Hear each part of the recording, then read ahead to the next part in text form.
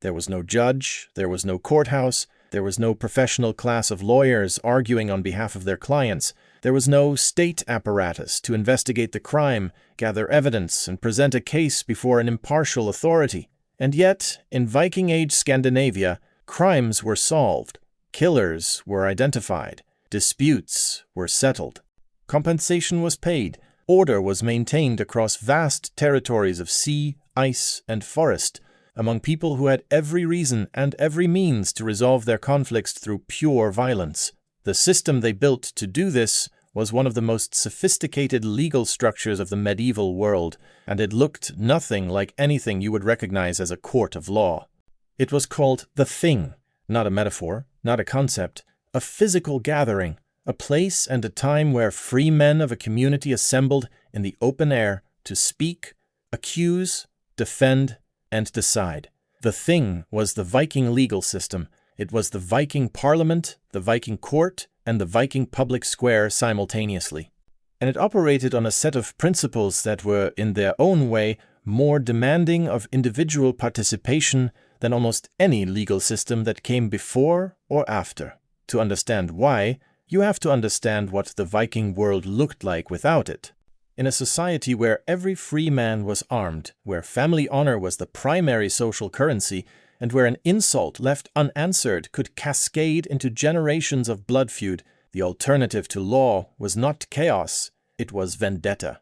The saga literature of medieval Iceland, analyzed extensively by legal historian William Ian Miller in his work on blood-taking and peacemaking, is full of accounts of exactly what happened when the legal system failed or was bypassed. Cycles of killing, reprisal, counter-reprisal that consumed families and communities across decades. The Thing existed precisely to interrupt that cycle before it began. When a crime occurred, a killing, a theft, a breach of contract, an insult serious enough to demand satisfaction, the aggrieved party did not appeal to a state. There was no state. They appealed to the assembly. They brought their accusation before the Thing, stated their case publicly, called their witnesses, and submitted the dispute to the judgment of the community. The accused had the same right. They appeared, they spoke, they called their own witnesses, and crucially, they could call compurgators. Compurgation was a legal mechanism that has no real modern equivalent. A compurgator was not a witness to the crime. A compurgator was a person, a neighbor, a kinsman, a respected community member who swore under oath that they believed the accused was telling the truth. The more compurgators you could assemble and the higher their standing in the community, the stronger your legal position. Historian Birgit Soya, in her work on Viking Age Scandinavia, has described how compurgation functioned not as a substitute for evidence, but as a measurement of social credibility. In a world without forensic investigation, without written records in most cases, without professional investigators, the community's collective judgment about who was trustworthy was itself a form of evidence. A man whose neighbors would not swear for him was a man whose guilt was already established by social consensus, and the penalties for perjury, or swearing falsely as a compurgator, were severe. Your oath was your most valuable asset. To break it was to destroy your standing in every future legal proceeding you might ever need. The Thing also developed something that no other medieval legal system had in quite the same form, the concept of outlawry. If a person was found guilty and refused to pay the compensation ordered by the Thing, or if their crimes were deemed so severe that no compensation was adequate, they could be declared an outlaw.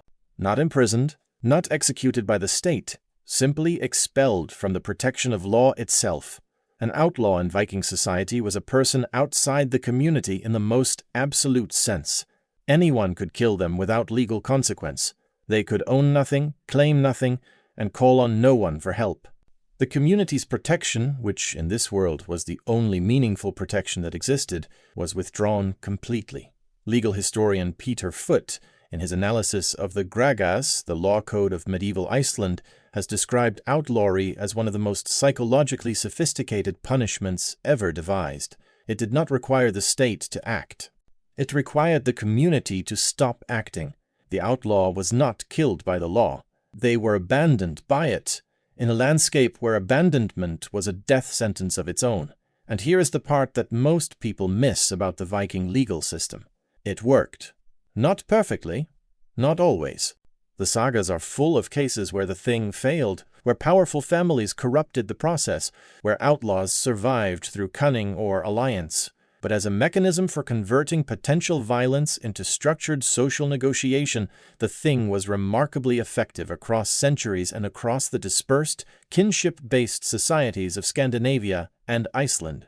It worked because it was built on a principle that most modern legal systems have largely abandoned, that justice is not something a state delivers to its citizens. Justice is something a community produces for itself, through participation, through public speech, through the collective willingness to be bound by shared decisions. Every free man at the thing was simultaneously a potential juror, a potential witness, a potential compurgator, and a potential accused. The system had no spectators. Everyone present was a participant. Everyone present had skin in the outcome. Anthropologist Jesse Byock, in his foundational work on Icelandic Viking society, has argued that the thing was not just a legal institution, it was the mechanism through which Viking communities constituted themselves as communities at all. The act of assembling, speaking, and deciding together was not a supplement to Viking social life, it was Viking social life. You already know what happens when a community stops participating in its own justice. When people assume that someone else, some institution, some authority, some professional class will handle it. When the assembly empties out and the decisions are made by fewer and fewer people on behalf of more and more. The Vikings had a word for a man who would not attend the thing, who would not engage in the communal work of justice. They called him a nothing. And in a legal system built entirely on presence, on voice, on the willingness to show up and be counted, that was the worst thing you could be.